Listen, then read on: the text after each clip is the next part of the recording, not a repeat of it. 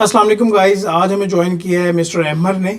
इन्होंने 1.5 साल से कम के अरसे में अपना सी इंटर क्वालिफाई किया, सारे पेपर्स एक ही गो में पास किए और 19 साल इनकी एज है। इनसे हम पूछते हैं कि क्या इनका एक्सपीरियंस रहा, क्या इन्होंने प्लानिंग की, किस तरह से इनकी स्ट्रेटजी थी। अस्सलाम वालेकुम Ahmar, thank you so much for joining us. वालेकुम अस्सलाम sir, thank you for having me. सबसे पहले तो मैं आपसे ये सवाल करना चाहूँगा कि 19 साल आपकी एज है, 1.5 साल से कम में आपने सी एंटर किया। इंटरमीडिएट में आपका क्या बैकग्राउंड था, सीए में आए क्यों आप, और फिर आपने वन गो में ये पेपर पास किए, उसके बारे में आपकी स्ट्रेटजी हम बाद में डिस्कस करेंगे। सर ये तो बहुत ही अभी बेसिक से मैंने अचीवमेंट ली है। मेरी अभी जो सर थिंकिंग है वो बहुत आगे तक की है। मुझे पार्टनर लेवल तक सर्व करना है, बहुत आगे जाना है इंशाल्लाह ताला। सर पहले तो मैं अल्लाह ताला का शुक्र अदा करना चाहूँगा, अपने वालिदैन का शुक्र अदा करना चाहूँगा और अपने टीचर्स का शुक्र अदा करना चाहूँगा। इनकी मेहनत से, इनकी दुआओं से मैं आज इस मुकाम पे पहुँचा हूँ। और सर मैं जो हूँ सर, इंटरमीडिएट मैंने कॉमर्स बैकग्राउंड से किया था। इंटरमीडिएट में सर मेरी टॉप पोजीशन आई थी, टॉप 20 पोजीशन होल्डर्स पे था मैं सर। तो इस वजह से सर मुझे जो है आई कैप की तरफ से ठीक है। स्कॉलरशिप ऑफर हुई। सर मुझे जो है मुझे एक असेसमेंट टेस्ट देना पड़ा। जब असेसमेंट टेस्ट दिया तो वो टॉप 20 पोजीशन होल्डर्स जो होते हैं पूरे all over the Pakistan including Azad Kashmir, उन सबका एक टेस्ट कंडक्ट होता है।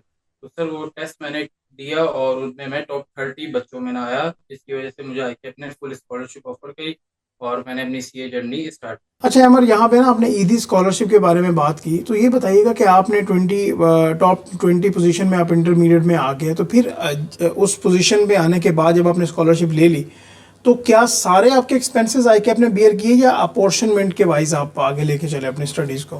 तो सर जितने भी एक्सपेंसेस थे including my tuition fees, IKF fees और इसके अलावा जो है मेरी बुक्स के जो चार्जेस थे वो तक आईकेएफ बॉन्ड करता था और मंथली स्टाइपेंड भी देता अच्छा, मंथली स्टाइपेंड, इसको भी ज़रा एक्सप्लेन करें कि आपको एक्चुअली सी इंटर तक की जर्नी, इंटरमीडिएट के बाद आपके कितने एक्सपेंसेस में आपने ये सी इंटर का कंप्लीट किया स्कॉलरशिप बेसिस पे? था। सर पर्सनली स्पीकिंग तो सर मेरा कुछ भी इतना खासा एक्सपेंस, कुछ भी माइनर सा एक्सपेंस लगा होगा, ज़रा सा भी लगा, क्योंकि आईकेएफ स्टाइपेंड भी देता था और इसके साथ साथ बुक्स जो भी थी उसकी मुझे सिर्फ रिसिप्ट उनको शो करनी पड़ती थी और वो मुझे सारे जो है वो रिम्बर्समेंट हो जाती थी। राइट। कॉलेज फीस माफ कर दी थी और जो है आईकेएफ की फीस थी वो भी उन्होंने एक्सेप्ट करी। अच्छा अमर, आप ये बताइए कि सी इंटर आपने वन गो में पास किया, लेवल 1 और लेवल 2 में डिफरेंस भी होता है, तो आपकी प्लानिंग क्या थी और आपने क्या फिजिकल कॉलेज में एडमिशन लिया, ऑनलाइन स्टडी की? एक कंप्लीट कॉम्प्रिहेंसिव प्लान बताइए कि जो भी ऑडियंस ये आपका इंटरव्यू देख रही है, ताकि वो इंस्पायर हो सके और उस तरह कोशिश करें कि अगर प्लानिंग को बेहतर कर सकें और वो भी इसी तरह कम एक्सपेंसेस पे या स्कॉलरशिप की बेसिस पे अपनी स्टडीज़ को आगे लेके जा सकें।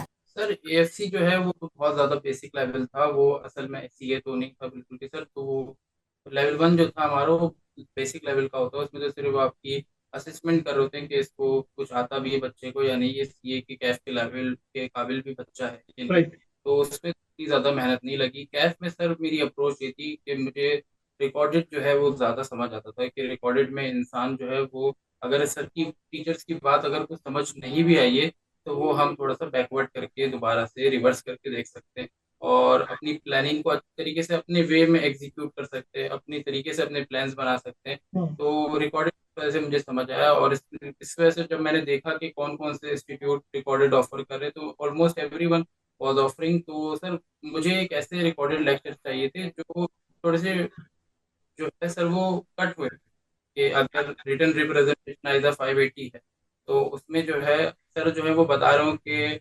सबसे पहले एक 10 मिनट का लेक्चर हो कि बेसिक ओवरव्यू क्या है रिटर्न रिप्रेजेंटेशन का। इसके अलावा व्हाट इज रिटर्न रिप्रेजेंटेशन, तो उसके लिए 10 मिनट हो, 5 मिनट इस वजह से हो, थोड़ी सी ड्राफ्टिंग की वीडियो हो।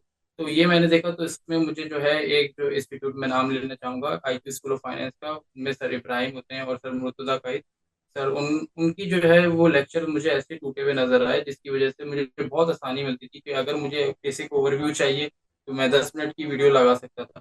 और अगर मुझे रिवीजन ही सिर्फ ये करना है कि मुझे ड्राफ्टिंग की वीडियो देखनी है रिवीजन करते वक्त, तो वो मैं सीधे डायरेक्टली ओपन कर लेता था, ये नहीं करना पड़ता था कि सर 1.5 घंटे का लेक्चर है तो हम उस वाले पार्ट तक पहुंचे हैं। तो ये थोड़ा मुझे बहुत आसानी हुई, तो रिकॉर्डेड लेक्चर मुझे इस वजह से बहुत अच्छा लगा इस थ्रू आउट द सी।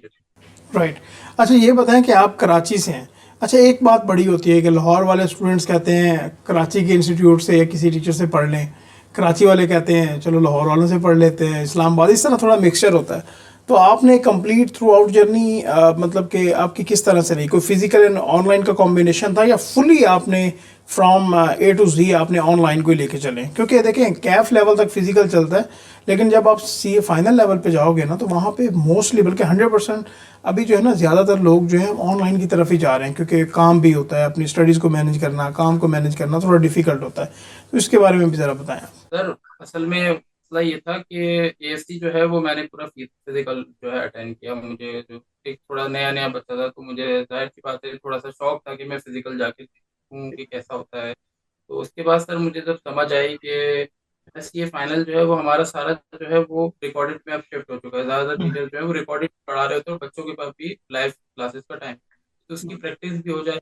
तो इसके लिए मैंने जो है सर जो जितने भी मेरे आखिरी के पेपर्स थे, जो ग्रुप बी के पेपर्स थे, वो सारे मैंने रिकॉर्डेड पे शिफ्ट किए, अपनी प्लानिंग करी, और इस वजह से मुझे जो है बड़ी हेल्पफुल, तो मुझे रिकॉर्डेड जो है बहुत अच्छा लगा कि रिकॉर्डेड ही बच्चे को लेना चाहिए। अगर जो है वो अफोर्ड नहीं कर सकता जाना आना, या मसला होता है सर आधे घंटे की ट्रैवलिंग अगर इंसान ज़ाया करके वहाँ पे जाके बैठ आए, और जो है क्लासेस में भी टाइमिंग का फर्क होता है, क्लैशेस आ रहे होते हैं बहुत सारे, तो इस वजह से रिकॉर्डेड जो है वो बेस्ट ऑप्शन है बच्चों के लिए मेरे हिसाब से। राइट। अच्छा, अब ये बताइएगा कि आपने स्टार्ट में बात की कि ये एक बहुत बेसिक सा स्टेप है और आपने पार्टनर लेवल पे जाना है, तो क्या प्लानिंग है आपके फ्यूचर की? क्या आपने कौन सा डिपार्टमेंट ज्वाइन करना है और उसकी क्या रीज़न है?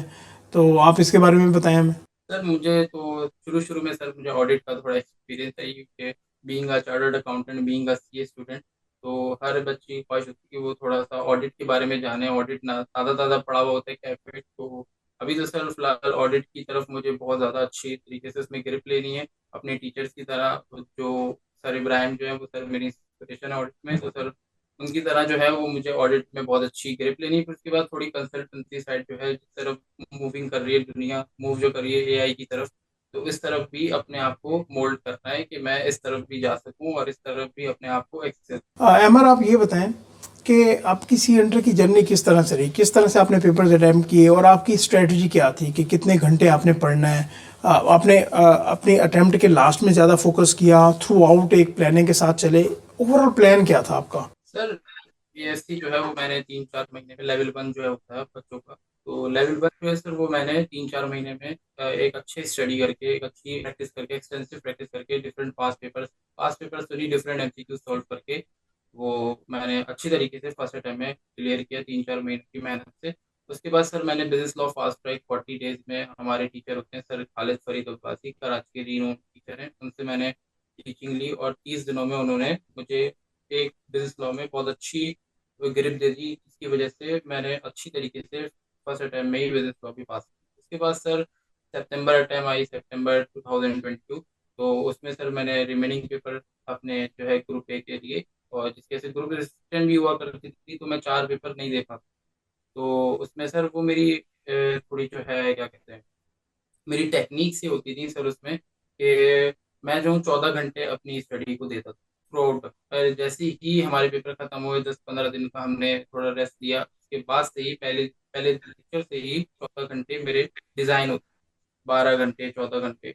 जो 3 पेपर दिए तो सर उसमें मैंने 12-12 घंटे जो है पहले दिन से ही पढ़ता था, और जब ये जो 4 पेपर आए तो उसमें मैंने अपने ये जो शुरू के 3-4 महीनों के जो 12 घंटे होते थे उसको मैंने 14 घंटे पे। सर वो डिजाइन कुछ इस तरीके से होते थे, सबसे जो मुश्किल पेपर होता था उसको मैं सबसे पहले रखता था, और उसको सबसे ज्यादा टाइम, जैसे कि लास्ट अटेम्प्ट जो है वो मेरी गुजरी है, उसमें मैंने 4 पेपर दिए, जिसमें ग्रुप बी के तमाम पेपर थे, जिसमें ऑडिट, एमएफए, एफएआर 2 और कंपनी लॉ जैसे मुश्किल पेपर थे।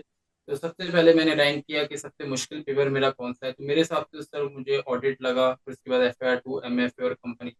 मैंने रैंकिंग करी, सबसे ज्यादा टाइम मैंने ऑडिट को सर्व किया कि 4 घंटे 14 घंटों में से मुझे 4 घंटे जो है ऑडिट को दी। सर वो मैं डिजाइन इस तरीके से करता था अपने 4 घंटे, कि जो सबसे पहला घंटा जो होता था वो मैं पिछले लेक्चर को रिवाइज करता, जो 1.5x पे 2x पे जो चीजें मेरी रह जाती थी पिछले, जो मैंने आपको बताया था कि जो लेक्चर होते थे वो कट हुए हुए होते थे, तो उसको मैं आसानी से 1.5x पे देख, फिर उसके बाद 2 घंटे का सर का लेक्चर देख लेता था, और 1 घंटा जो है जो सर ने पढ़ाया होता था आज उसको देख लेता।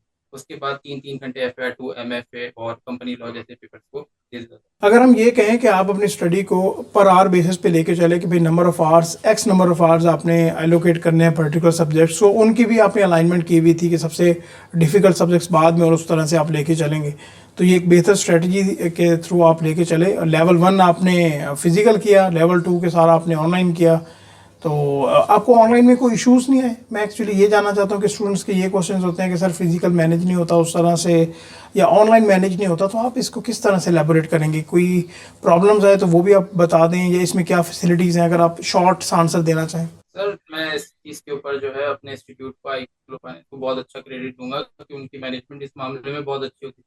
कोई भी इशू मुझे आता था तो उसमें मैं 10 मिनट के अंदर अंदर वो इशू, बाद औक़ात थोड़ा ज़्यादा टाइम भी लग जाता था, मगर 10 मिनट के अंदर अंदर वो इशू बाद औक़ात जो है वो रिजॉल्व हो जाएगा।